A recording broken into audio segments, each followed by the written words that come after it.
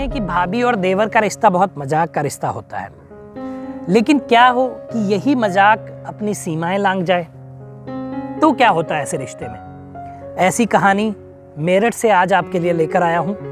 आइए बताता हूं पूरी कहानी। अनसुलझे रिश्तों को सुलझाती एक डोर, यानी कि मैं आपका लव गुरु। नमस्कार दोस्तों, मैं हूं युवराज सिंह और आप देख रहे हो मेरा यूट्यूब चैनल लव गुरु युवराज। दोस्तों, आशा करता हूं आप लोग स्वस्थ होंगे, मस्त होंगे और अपनी लाइफ को एंजॉय कर रहे होंगे। दोस्तों, कहानियां बहुत सारी मैं आप लोगों के लिए लेकर आता हूं, आपका प्यार भी मिलता है, लेकिन और ढेर सारा अगर प्यार मिले तो फिर कहने की बात ही क्या होगी, फिर कितना मजा आएगा मुझे भी और आपको भी, क्योंकि आपके लिए और मसालेदार मजेदार कहानियां मैं लाता रहूंगा। आज कहानी मैं लेकर आया हूं मेरठ से, जहां पे एक देवर भाभी है, उसका देवर है और वो एक कॉलोनी है, हाईटेक ग्रीन विलेज कॉलोनी, उसमें वो लोग रहते हैं। अपार्टमेंट है ये मेरठ में कहीं पे। इसमें ये रहते हैं, अपने भाई भी इनके साथ में रहते हैं। और जो देवर है, देवर का नाम है विक्की, जिसकी उम्र है 26 साल। ये अपने घर में रहता है और भाभी से अक्सर हंसी मजाक ठिठोली ये चलती रहती है। लेकिन यहाँ तक तो ठीक है कि हंसी मजाक चलता है, ठीक है, देवर भाभी में होता है, लेकिन अपने धर्म में भाभी को जो है एक माँ का दर्जा दिया गया है, माँ समान माना जाता है भाभी को। उसी तरीके से हंसी मजाक होता है, लेकिन एक लिमिट होती है, उसका एक दायरा होता है। लेकिन ये इनके देवर और भाभी का हंसी मजाक कब अपनी लिमिट को क्रॉस कर गया, कब अपने दायरे को लांघ गया, इन लोग को नहीं पता चला। अब ये थोड़ा उससे आगे बढ़कर बातचीत करने लगे, वल्गर मजाक करने लगे, वल्गर चुटकुले सुनाने लगे एक दूसरे को, और आखिरकार इन लोगों में जैसे तैसे, जब इनके भैया घर पे नहीं होते थे तो शारीरिक संबंध स्थापित हो गए। अब देवर की भी मौज हो गई बड़ी, लेकिन कहते हैं कि जब कुछ गलत है तो वो गलत कब तक रहेगा, उससे एक दिन पर्दा जरूर उठेगा। तो ये कई बार तो ऐसा हुआ, भैया नहीं होते थे तो इन लोग का ये सीन चलता था। लेकिन एक दिन ऐसा हुआ कि इनके भाई ने जो है इनको रंगे हाथों देख लिया, रंगे हाथों पकड़ लिया। अब स्थिति जो है बहुत खराब हो गई, बहुत तू मैं हुई, लड़ाई झगड़ा हुआ। लेकिन इसी बीच इनके भाई के मन में ख्याल आया कि क्यों ना मैं अपने भाई को रास्ते से हटा दूं, क्योंकि वो इस चीज़ को बर्दाश्त नहीं कर पा रहा था। जो ये इंसिडेंट हुआ था, जो ये था, उसको वो बर्दाश्त नहीं कर पा रहा था। कहीं ना कहीं उसके मन में यही बातें कौंध रही थी कि जिसको मैं प्यार करता हूँ, जिसको मैं ब्याह कर लाया हूँ, जो मेरी वाइफ है, उसके साथ मेरा छोटा भाई सो रहा था, और कहीं ना कहीं उसको ये बहुत गहरी चोट लगती है। लेकिन कभी वो सोचता है कि मेरा भाई है, ऐसा करना भी उचित नहीं होगा। कभी वो उस वाक्य को दोहराता है, याद करता है तो बहुत परेशान होता है। लेकिन आखिरकार गुनाह ने अपने पैर पसार लिए और उसने क्राइम करने के बारे में सोचा।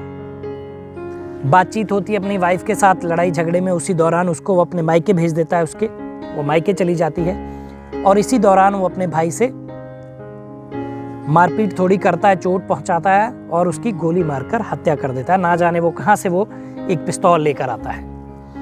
हत्या हो जाती है। अब हत्या को 8 घंटे बीत गए, लाश कमरे में है, किसी को कानो कान खबर नहीं है। हाईटेक जो ये ग्रीन वैली विलेज अपार्टमेंट है, इसमें भी किसी को कानो कान खबर नहीं है कि क्या घटित हुआ है। लेकिन सुबह जब होती है तो ये सोचता है कि कहीं पुलिस को पता ना चल जाए, कोई कंप्लेंट ना कर दे। ये खुद ही जाकर पुलिस को, इनका बड़ा भाई विकी का बड़ा भाई रिंकू, पुलिस को जाकर कंप्लेंट करता है मेरठ में, जो इनका नज़दीकी थाना है वहाँ पे, कि ऐसे करके मैं अपने कमरे में था, लेकिन अब मैंने सुबह देखा तो भाई दरवाज़ा नहीं खोल रहा था। मैंने जानने की कोशिश की तो देखा कि अंदर भाई की लाश पड़ी है और शायद उसकी जान जा चुकी है। पुलिस आती है, पुलिस गहरी तफ्तीश करती है, जानकारी एकत्रित करती है। जब इसके भाई से बातें पूछी जाती है, क्योंकि जो भी इन्वेस्टिगेशन होता है आपके घर से ही शुरू होता है, जहाँ पे मर्डर हुआ वहीं से शुरू होता है। इसके भाई से पूछताछ करती है तो बातों को वो घुमाता है, गोल गोल बातें करता है। और पुलिस का ये तरीका होता है कि एक ही बात को बहुत बार वो पूछती है।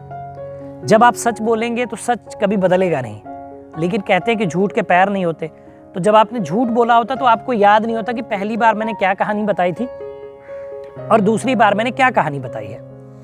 इसी फेरबदल में वो उलझ जाता है और बार बार गलत जवाब देता है। पुलिस को शक होता है।